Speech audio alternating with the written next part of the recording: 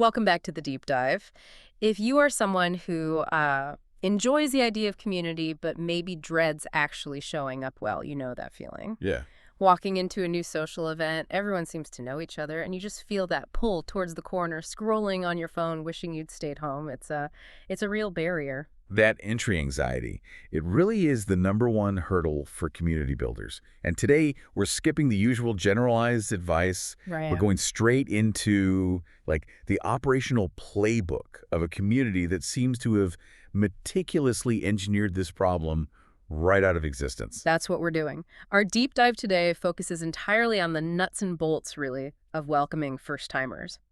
We've extracted this from an insider guide called First Game Night, What to Expect from the Charlotte Together community. Yeah. And this isn't just a guide about, playing cards or something. It feels more like a blueprint for intentional social design. Precisely. And our mission here is to dissect the specific design principles they're using. We want to understand the system.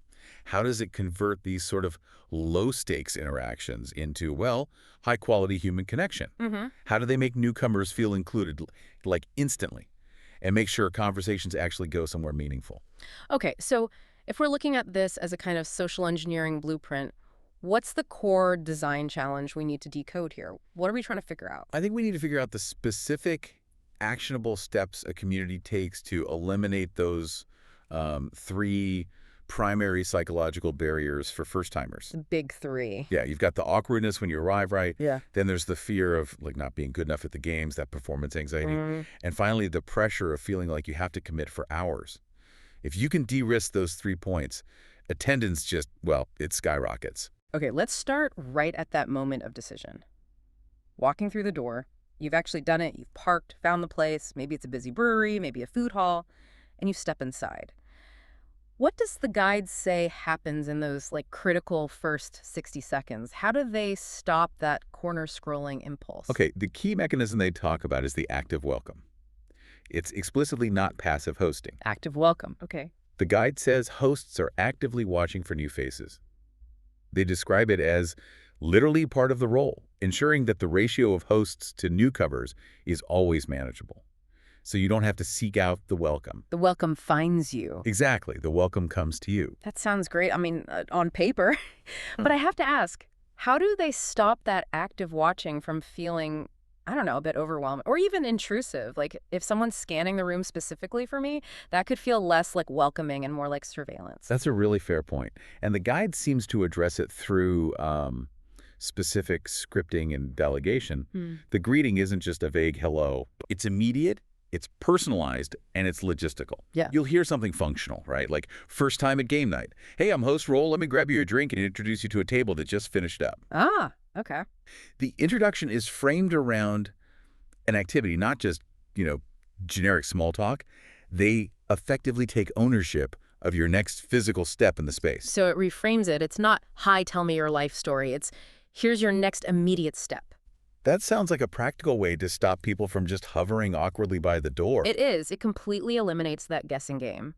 But, to your point about it feeling overwhelming, what if the place is huge? Like you mentioned, a busy brewery patio, maybe high wire, and the designated hosts are tied up teaching a game or dealing with something else. Right. That's the potential single point of failure, isn't it? How do they make sure people don't just slip through the cracks if the official host is busy? That's where the community ethos kicks in and creates this sort of decentralized welcome system. The guide explicitly tells newcomers, hey, if you can't spot the host right away, just ask anyone who looks like they're part of the group or having fun. So just ask anyone. Yeah. The implication is that every regular member is kind of implicitly deputized to welcome people.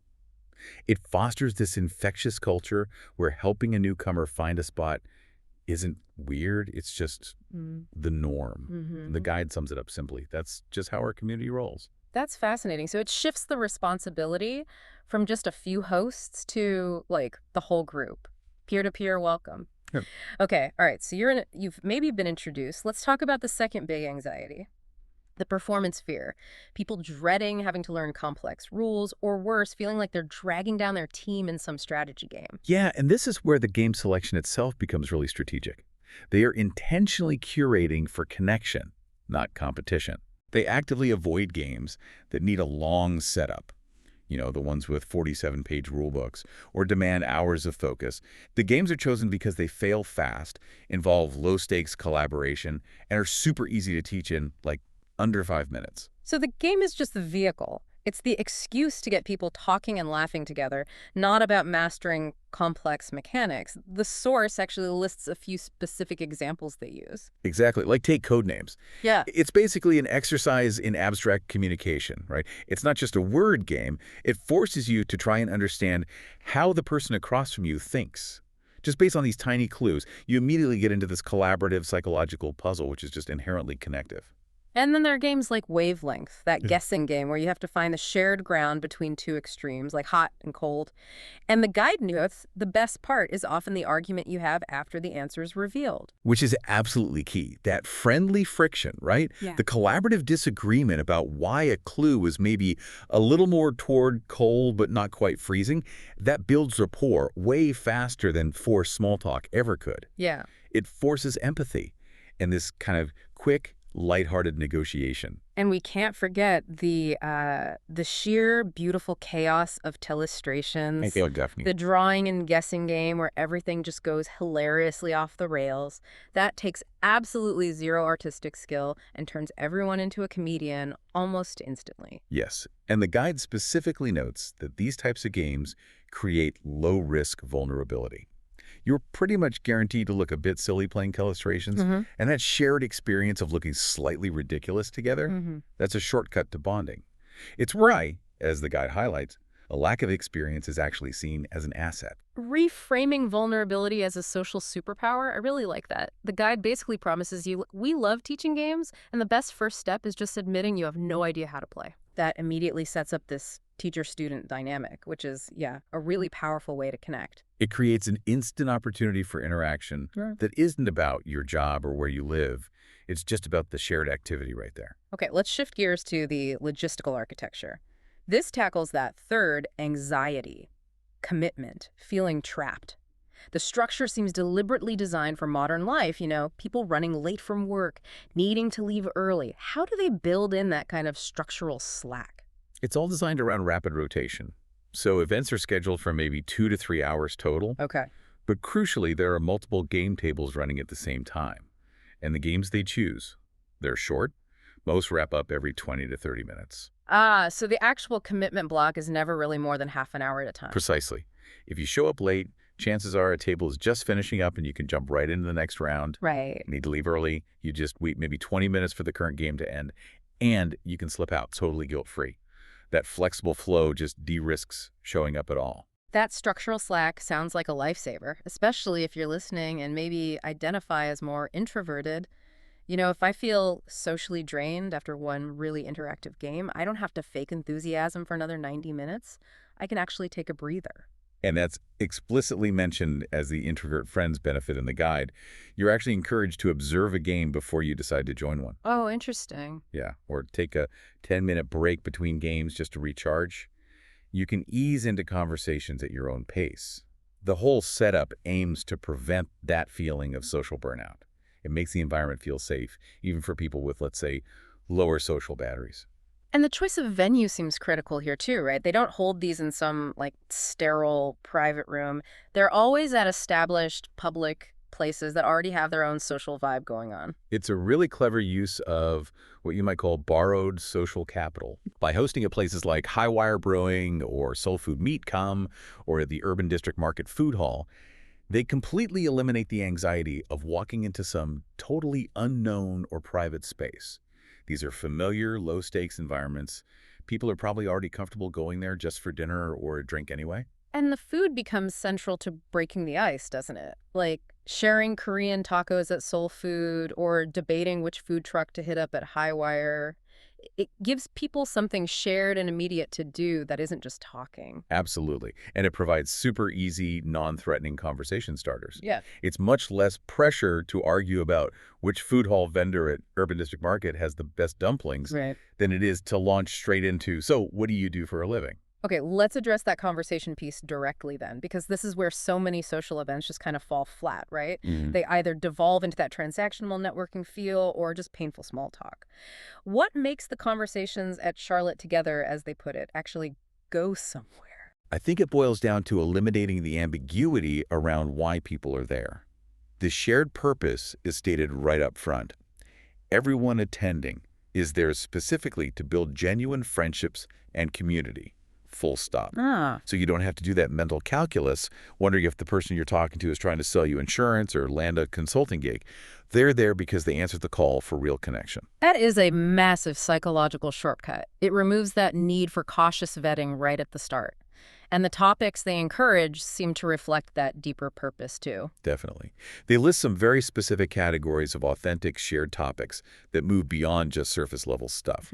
The one they highlight is universally engaging is, how did you end up in Charlotte? Right. Because pretty much everyone has a unique story about moving to a new city, and those stories tend to reveal values, aspirations, that kind of thing, pretty quickly. Other topics they mention, like bonding over neighborhoods, asking about hidden local gems or restaurant tips, or even discussing life transitions, career changes.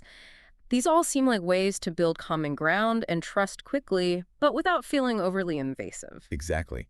It's designed to gently extract a bit of vulnerability without demanding some heavy emotional lift right away. You're sharing local knowledge or a bit of your personal history, and that establishes the connection needed for maybe following up later. So let's summarize for the listener who might be thinking about taking the leap, either attending something like this or maybe even hosting.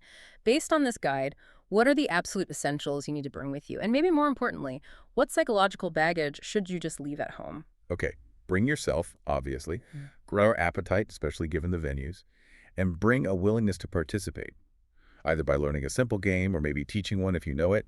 And practically speaking, the guide notes, you don't need business cards, but do have an easy way to exchange contact info if you click with someone. Apparently, swapping Instagram handles is totally normal and accepted. Okay, good to know. And what do we consciously decide not to bring? What do we jettison before walking in? Definitely leave the pressure to perform. Leave the Yeah. pressure to be the most fascinating person in the room. Absolutely leave any worries about your skill level at games. The whole vibe is about curiosity and participation, not about, competitive achievement. Right. So if we kind of synthesize all these different operational principles, the active, decentralized welcome, the low stakes, high connection game selection, the structural slack and the timing, the core message really holds up, doesn't it? Yeah. The games, they're merely the excuse. The real mechanism is the intentional, almost psychological engineering that makes sure every barrier to connection is proactively dismantled. Yeah. And the results seem to back that up. The guide shares some anecdotal evidence that's genuinely powerful. People who met teaching each other wavelength are now literally each other's emergency contacts. Wow. Groups that formed over messy telestrations drawings are now planning weekend trips together. This isn't just a fun evening, it's actual community formation happening. Exactly. It really validates the whole approach. Mm-hmm. The simple act of saying yes to playing a game becomes the very first step in building a potentially meaningful relationship. And if you are planning to attend or maybe host something similar, the guide gives some really immediate, actionable pre-event steps too, like check the venue logistics beforehand, parking situation, things like that. Mm-hmm. Consider joining the community's Discord channel before you go, just to kind of reduce the shock of walking in totally cold. And maybe eat a light snack so you don't get hangry right when the fun starts. Good practical tips. And then the two critical post-event, or rather during the event steps. First, say yes when someone invites you to play a game, even if you have no clue how to play. Right. Take the leap. And second, make sure you follow up with anyone you connected with within, say, 24 hours. Ah. That connection can fade pretty fast if it's not reinforced soon after. Okay, so this entire system, this blueprint for de-risking social interaction, it really raises a bigger question, doesn't it? And this is maybe the thought we leave you with today. If these collaborative, non-competitive games and just sharing a meal together are such powerful catalysts for genuine friendship, what other traditionally competitive social structures in our lives, things like neighborhood meetings, maybe even professional team building sessions, could be redesigned? How could we intentionally prioritize connection, maybe a little vulnerability, and that shared purpose over just focusing on skill or outcome? Yeah. What piece of this game night blueprint could you maybe apply in your own environment, your own community, to make it feel instantly more welcoming? That's a powerful thought for bridging divides, definitely. Yeah. Well, that's all the time we have for this deep dive. We really hope this operational blueprint gives you maybe the confidence to seek out or perhaps even design your own community events that work. Thanks for joining us. Until next time.